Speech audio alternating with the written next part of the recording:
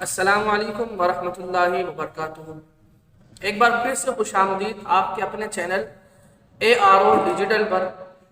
آج بہت ہی زیادہ اہم مسئلہ آپ کو بتانے والا ہوں، غور سے سنیے گا اور پھر اس پر عمل کیجیے گا کہ اگر کوئی شخص وتر کی نماز پڑھ رہا ہے، وتر 3 رکعت نماز وتر جو عشاء کے وقت پڑھی جاتی ہے، تو ہوا مسئلہ کچھ یوں کہ اگر کوئی شخص وتر کی تیسری رکعت میں دعائے قنوت پڑھنا بھول گیا، اللہم انا نستعینک، یہ والی دعائے قنوت پڑھنا بھول گیا، تو کیا اب اس کی نماز ہو جائے گی یا پھر اس کا حل کیا ہے؟ تو اس کا جواب میں دینے لگا ہوں۔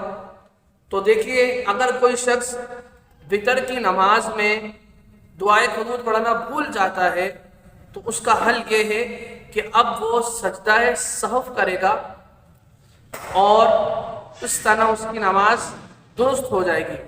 سجدہ سہو کرنے کا طریقہ میں انشاءاللہ اس پر دوسری ویڈیو بناؤں گا، تو آپ اس پر سماعت فرمائیے گا، ٹھیک ہے؟ ابھی تو ایک مسئلہ ہو گیا کہ دعائے قنوت پڑھنا بھول گیا، تو اب وہ اس طرح سجدہ سہو کرے گا تو نماز درست ہو جائے گی۔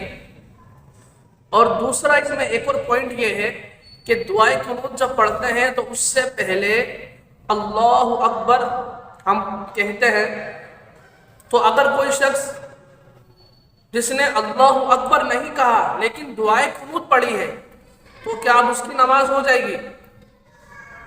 اگر نہیں ہوگی تو اس کا حل کیا ہے؟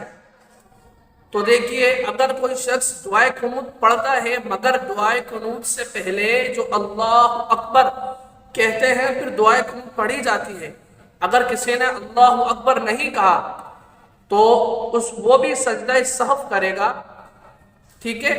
اور اس طرح اس کی نماز درست ہو جائے گی۔ تو اس سے ہمیں معلوم ہوا کہ اللہ اکبر کہنا یہ بھی واجب ہے اور دعائے قنوت پڑھنا یہ بھی واجب ہے، ٹھیک ہے؟ اور جو شخص واجب چھوڑ دیتا ہے نماز میں تو اس کا یہی حل ہوتا ہے کہ وہ سجدہ سہو کرتا ہے تو اس کی نماز درست ہو جاتی ہے۔ مزید معلومات کے لیے ہمارا چینل سبسکرائب کریں، اور اگر ویڈیو پسند آئے تو کمنٹس بھی کریں، اور اگر کوئی سوال ہو آپ کو تو کمنٹس کے ذریعے سوال بھی پوچھیں، انشاءاللہ آپ کو سوال کا جواب بھی دیا جائے گا۔